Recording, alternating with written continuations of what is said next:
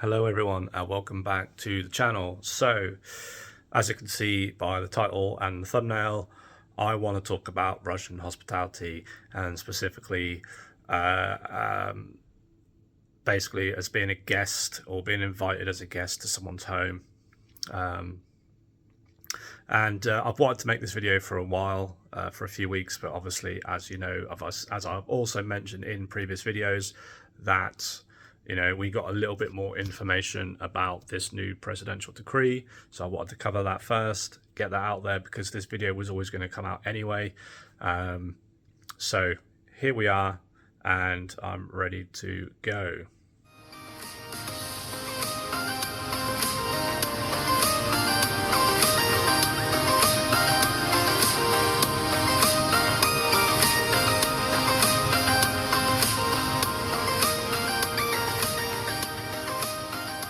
Okay, so obviously I want to talk about the hospitality, what I've experienced anyway, and I have been to different houses, and the experience has been very similar across. So obviously the main reason why I visit Russia is because I'm there to spend time with my girlfriend. Those that have followed the channel for a while will know that that's why I go, and that's why I'm there all the time. And ultimately, I plan on living there. So obviously, that then makes sense to get to know her friends, obviously get to know her family, and just kind of, yeah, be ready, be prepared for when I ultimately move over there. And when as you, like the title says, Russian hospitality surprised me.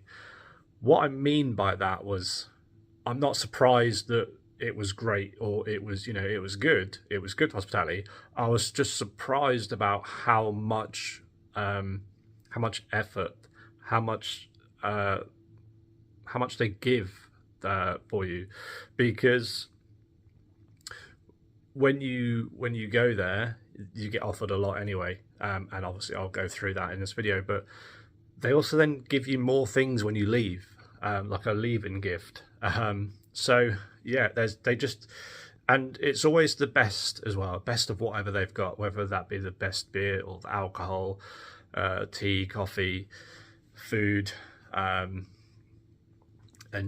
what I have noticed is pretty much every home I've been into, every apartment I've been into, there's always just this random bowl of candy, whether it be, I don't know why I'm saying candy, random bowl of sweets or chocolate, and every home has this random bowl, and it's just there for any guest that comes over. There's just, oh, do you want a coffee, do you want a tea, oh, there's some chocolates there, help yourself. So yeah, there's always, from my experience anyway, I'm not saying every single home does this or every single person does this, but I'm just telling you my experiences anyway. So there's that. And like I said, when I visit my girlfriend, sometimes we'll go and see friends, sometimes we'll host and have friends over at my girlfriend's. But obviously I go and see her family a bit, and for those of you that have been following the channel, you'll know that I'm getting married in November, and the last couple of visits we've been going down to see family and different family members and things like that. And as soon as if you've been invited, they'll just they'll have everything ready, and whereas here in England, if you're inviting someone over for whatever it may be, yeah, of course, we'd offer teas and coffees and things like that, but you generally expect like a tea, coffee, and a packet of digestives on the table, and that's kind of where it's at. But when over in Russia, it's a lot different. It's like they really like it's almost I wouldn't say like they're trying to impress you, but like they just want to give you everything. And there's been a few times, especially where I've been to obviously like 3, 4 different family members in one day, and I've just kind of I've never eaten so much food. Like I put on so much weight because there's just so much food on offer, and it's really really good food.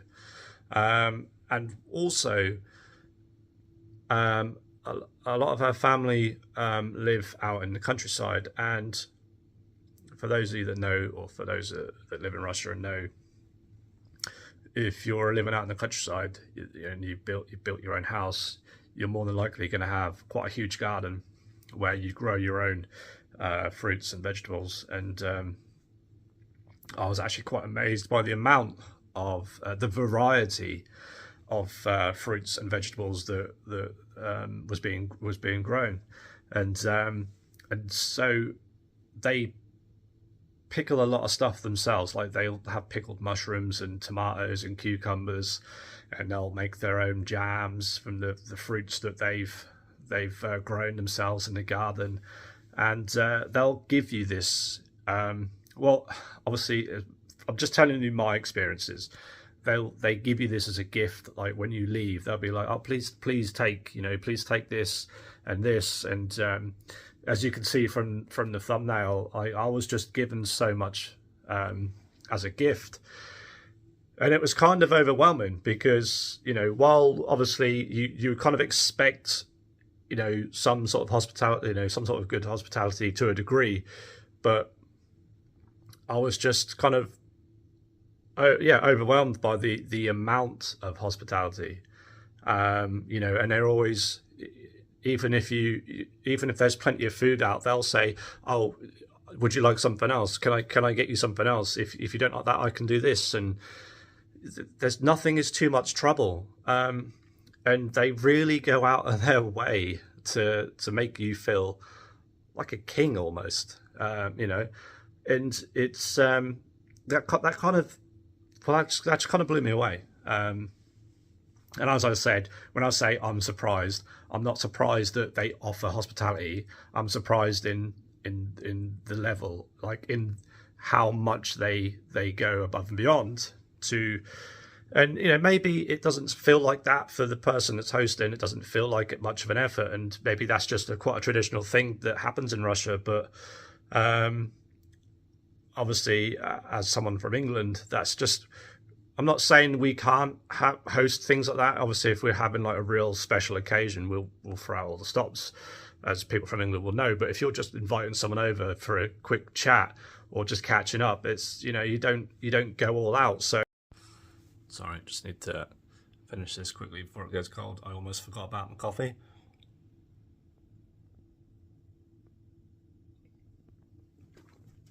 Okay, so where was I? About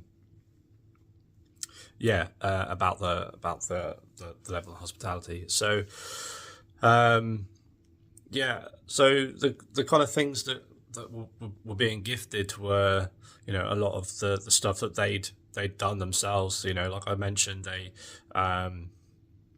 pickle a lot of their vegetables that they get, the tomatoes, cucumbers, mushrooms, and they make a lot of jams and chutneys as well. And I've got several jars of honey now. Back in England, I've got loads of chutneys, loads of jams, and they're all really delicious as well. I take a couple of jars of honey with me to work, and I'll just have that on toast, or I'll maybe have some porridge for breakfast, and I'll chuck a little bit of honey in there and just kind of mix that through. So yeah, there's a real sort of generosity with the hospitality that's offered. And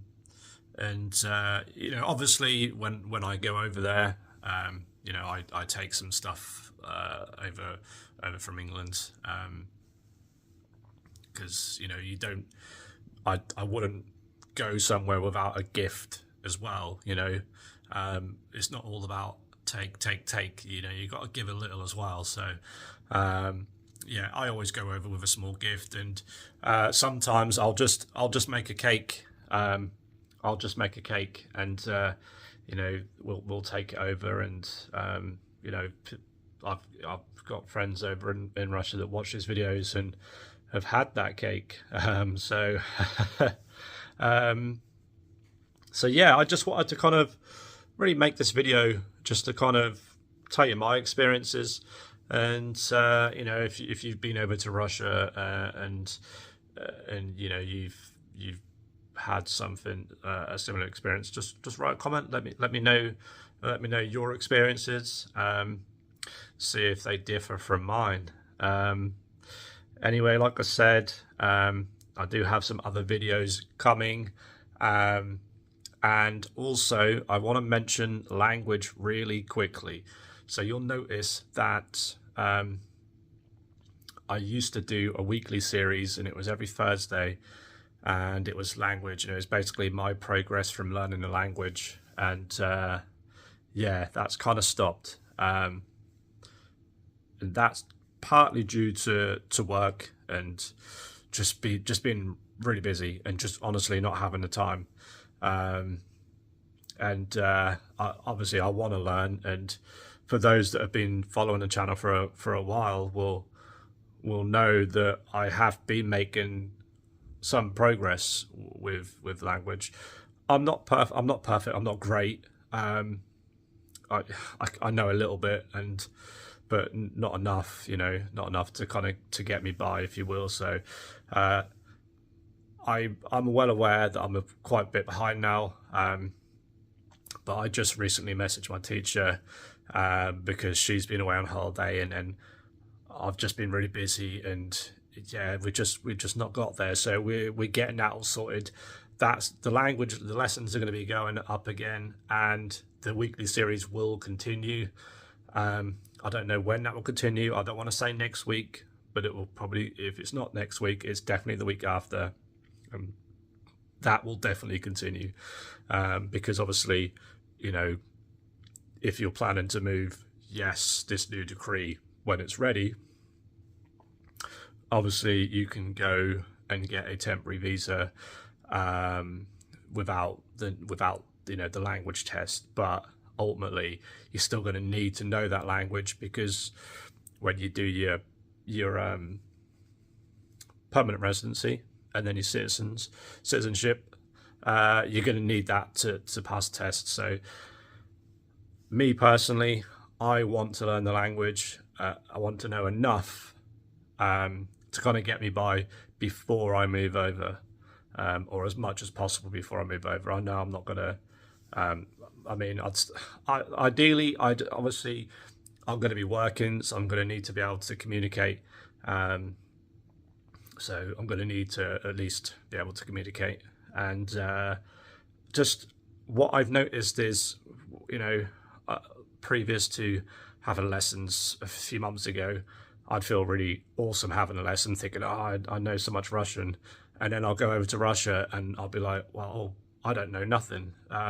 So yeah, I want to be able to communicate with people a bit more, be a bit more involved in the conversation, because also when I'm going over to see friends and family, it can be a little bit, you know, you kind of just sitting there. I mean, yes, I can get involved through Google Translate and things like that, but that kind of breaks the conversation down a little bit and kind of slows the conversation down. So yeah, language, for those that are wondering, that's definitely going to return. I'm not giving up on the language. I really want to make that clear. I've just been really busy, as you know. So language is going to continue, and that will be that will continue the weekly series. Anyway, I'm going to get back to work, so I will catch you in the next one.